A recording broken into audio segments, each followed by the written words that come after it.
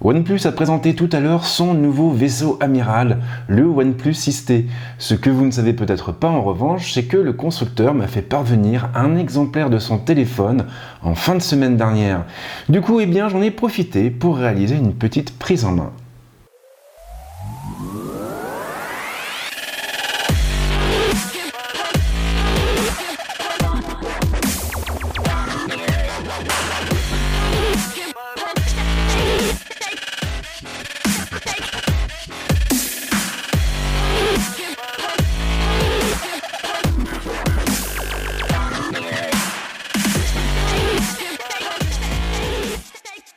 Alors attention, car cette vidéo sera finalement assez courte, elle se focalisera uniquement sur le packaging et les accessoires livrés avec le téléphone, et elle abordera également tout ce qui a trait à son design et son ergonomie. Un test plus complet sera mis en ligne d'ici quelques semaines, et ce test ira beaucoup plus loin puisqu'il s'arrêtera notamment sur l'écran du téléphone, son processeur, son autonomie ou encore ses différents capteurs photo.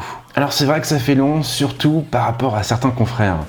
Maintenant, et je sais que je ne vais pas me faire que des copains, de mon point de vue, il est tout simplement impossible de produire un test réellement objectif en seulement 2 ou 3 jours. Ça, c'est de l'ordre du fantasme. On ne peut pas avoir suffisamment de recul sur un produit en aussi peu de temps. Du coup, je préfère prendre un peu de temps, quitte à ce que mes vidéos perdent un peu en visibilité. Au moins, je sais que lorsque je vous propose un test, il est le plus complet possible. Mais trêve de bavardage, le moment est venu de passer au vif du sujet et d'attaquer ainsi avec le déballage du OnePlus 6T.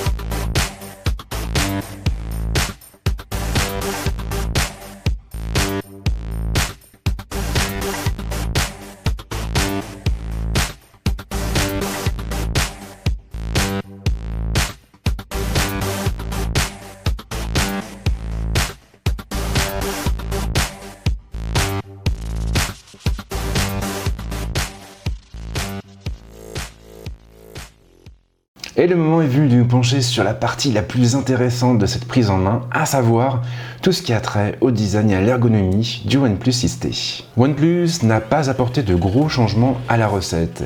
Et du coup, tout comme le modèle précédent, le OnePlus 6T est doté d'un boîtier composé de 2 plaques en verre, des plaques qui sont collées, ou plutôt soudées l'une à l'autre, par le biais d'un châssis en métal. Comme à l'accoutumée, le constructeur a apporté le plus grand soin aux finitions de son téléphone. L'appareil est en effet de très bonne facture et il n'aura clairement pas à rougir face à un iPhone XS ou même à un Galaxy Note 9. En outre, la version Midnight Black qui m'a été envoyée est également très douce au toucher. L'écran est franchement immense et il s'étend sur une bonne partie de la façade du terminal. Si la partie supérieure de la dalle est coupée par une encoche, cette dernière est nettement moins envahissante que sur le modèle précédent et OnePlus a ainsi remplacé la sempiternelle languette par une jolie goutte. Alors attention, car ce nouveau design n'est pas propre au OnePlus 6T. En réalité, la languette en forme de goutte a été mise en place pour la première fois sur les derniers téléphones produits par Oppo. Et d'une certaine façon, il n'est pas surprenant de la voir arriver sur le flagship de OnePlus puisque les deux marques appartiennent exactement au même groupe. L'ergonomie reste globalement la même, les 2 touches du volume sont placées sur la tranche gauche et le bouton de mise sous tension se trouve sur la droite. Le slider des notifications n'a pas été oublié, il est situé sur la tranche de droite. La grosse nouveauté finalement, sur le plan ergonomique, a trait au lecteur d'empreintes. Ce dernier n'est plus placé à l'arrière du téléphone, mais sous la dalle, exactement comme sur le Vivo Nexus. OnePlus a opté en outre pour un lecteur optique et j'espère vraiment qu'il fonctionnera mieux que celui du Nex. Ce dernier ne m'avait effectivement pas laissé un souvenir impérissable, loin de là. Alors bon point en revanche, le OnePlus 6T conserve son système de reconnaissance faciale. Du coup, dans le cas où son lecteur d'empreintes ne vous conviendrait pas, vous pourrez toujours basculer sur cette méthode d'identification. Quant au connecteur, il se trouve toujours au même endroit et donc sur la tranche inférieure à côté du haut-parleur principal. Il y a aussi un peu de changement au niveau du module photo. Il comprend toujours 2 optiques et 2 capteurs, mais ces derniers sont centrés sur la coque et le résultat est finalement un peu plus joli. Si l'on s'en fie à son chiffre et à sa lettre, alors le OnePlus 6T doit être plus ou moins envisagé comme un modèle intermédiaire, un modèle situé entre le OnePlus 6 et le OnePlus 7. Maintenant, et vu le nombre d'innovations apportées à ce modèle, moi je trouve personnellement qu'il aurait parfaitement mérité son nouveau chiffre. Entre l'encoche en forme de goutte et son lecteur d'empreintes intégré à la dalle, on est vraiment sur un produit qui est suffisamment innovant pour marquer une rupture dans la gamme. Après, c'est vrai que fondamentalement, l'appareil ne change pas, on a toujours du verre, on a toujours un écran en bordure contenue, mais quand même, on est sur un design un peu plus innovant, un peu plus moderne, et moi, personnellement, j'aime beaucoup. Maintenant, l'apparence d'un produit ne fait pas tout. Lorsqu'on juge un téléphone, il faut aussi prendre en compte tout ce qu'il y a à l'intérieur de ce téléphone et donc ses différents composants.